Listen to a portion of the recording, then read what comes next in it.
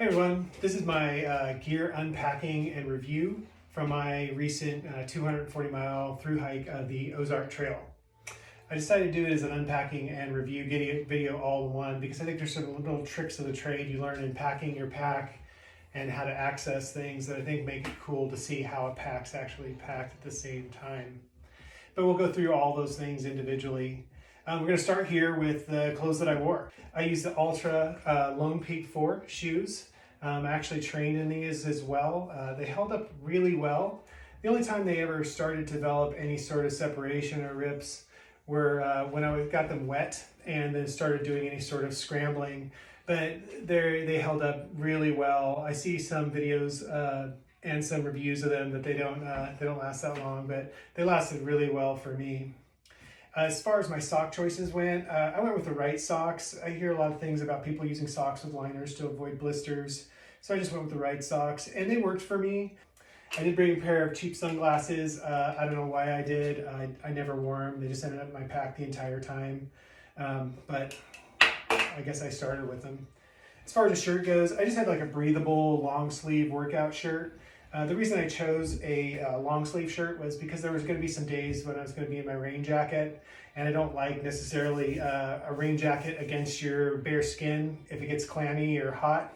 So I just decided to do a long sleeve shirt. This is just like a really generic workout shirt from Old Navy.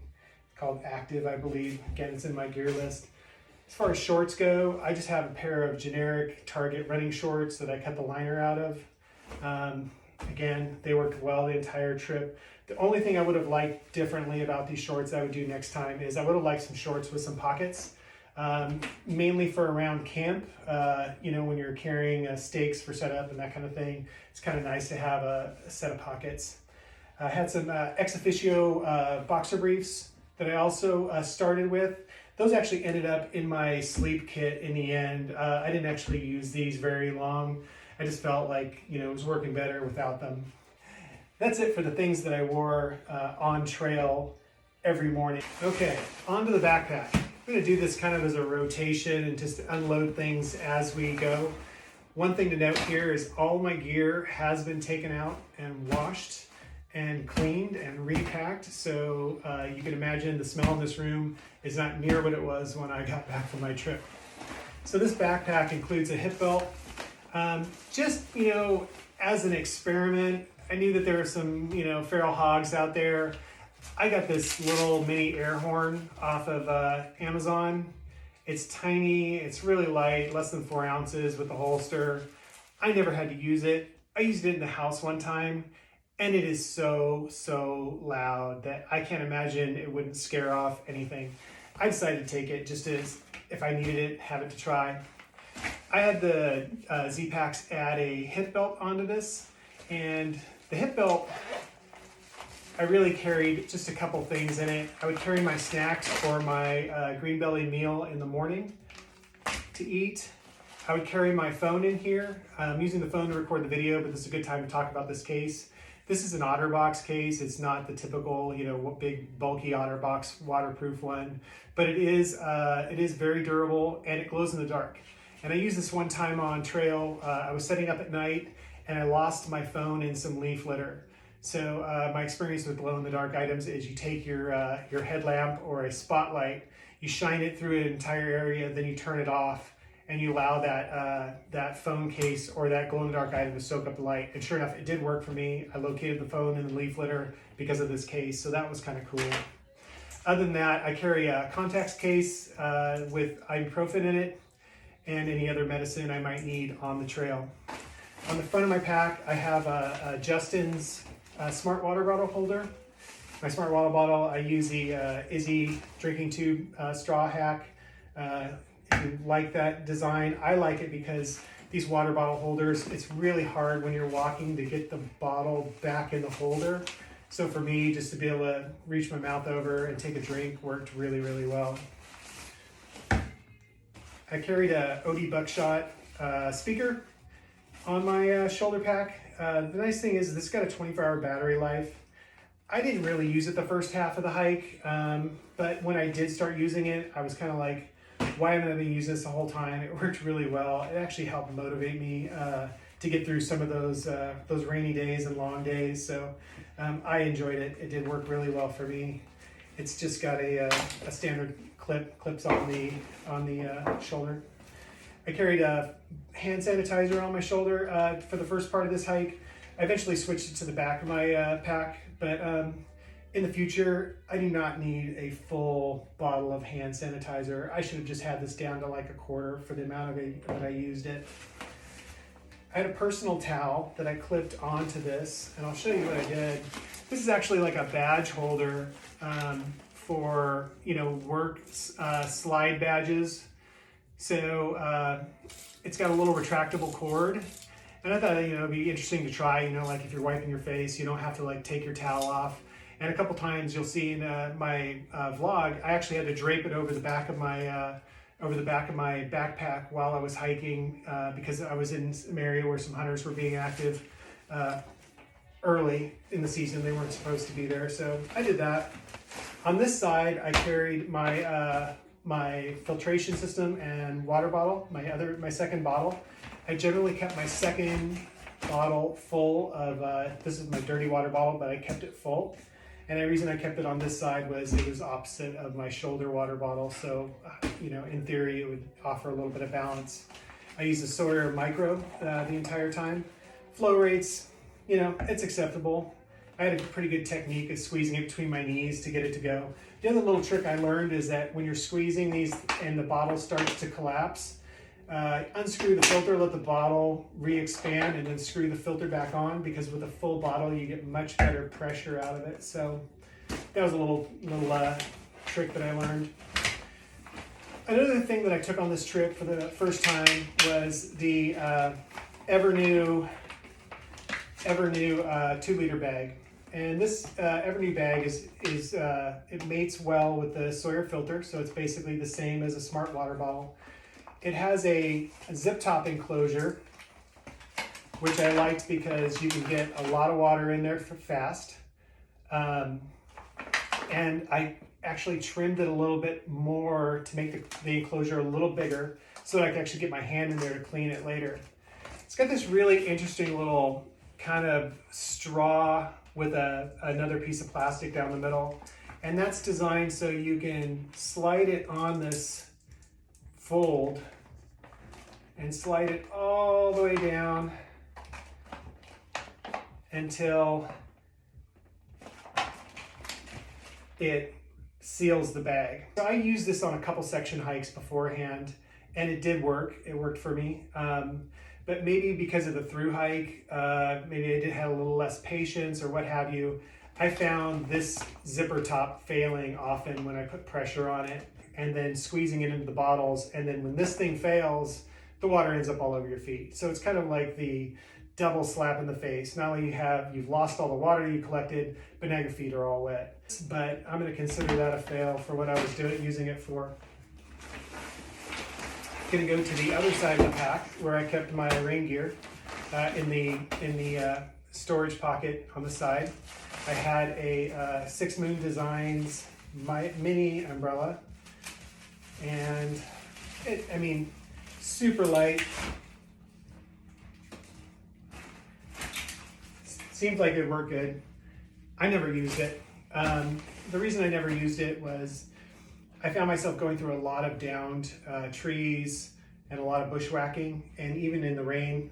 So I just feel like, having to remove an umbrella as part of that process to get through all that down stuff was just not worth it for me. So I never used it. I'm sure there's trails out there that would work great on, and definitely in the sun, I would use an umbrella.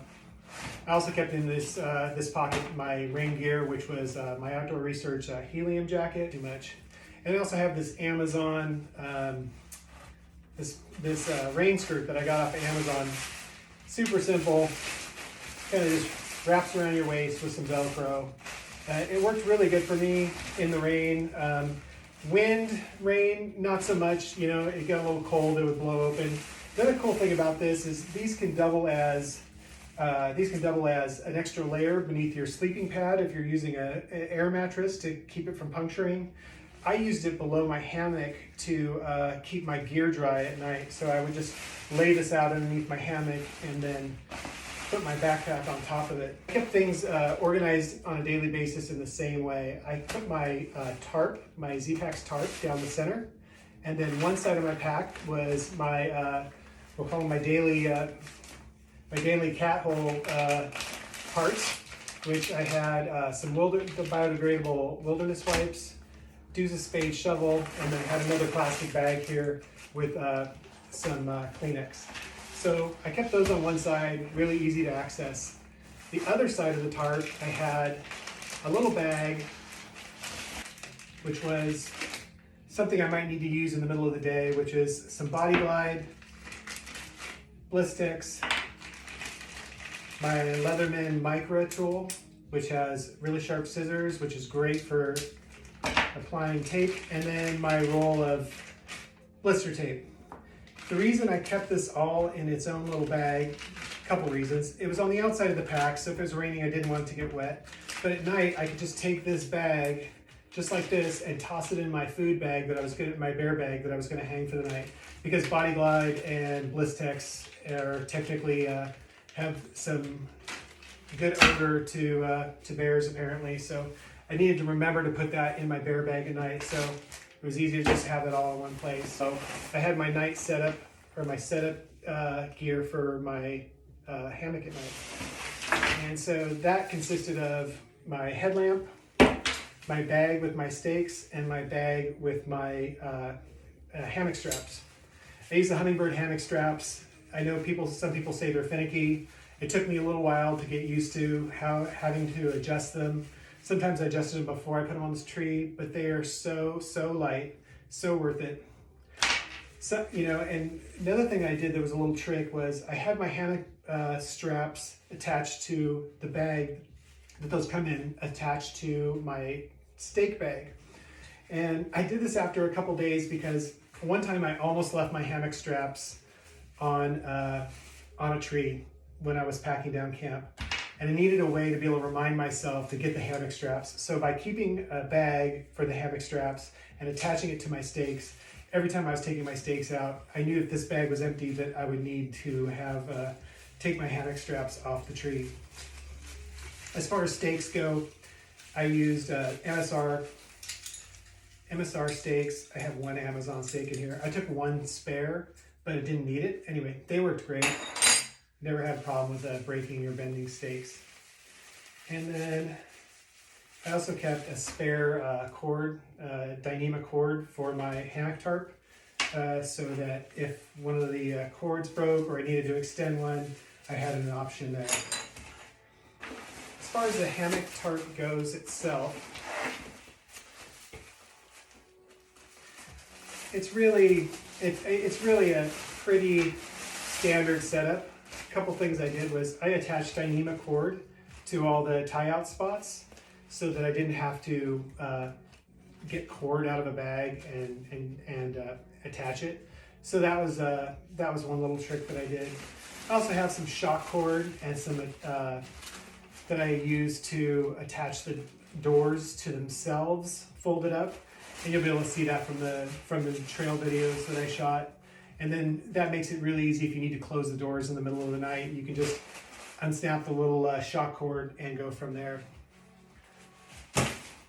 On to the top of the pack. I used one carabiner on the outside of the pack, and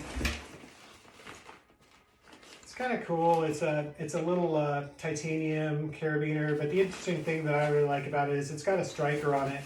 So it gives me a backup lighter for my stove if needed. There's a little interesting thing I did on this pack. See if I get this so you can see it. So I attached these little badge holder clips to the outside of the pack.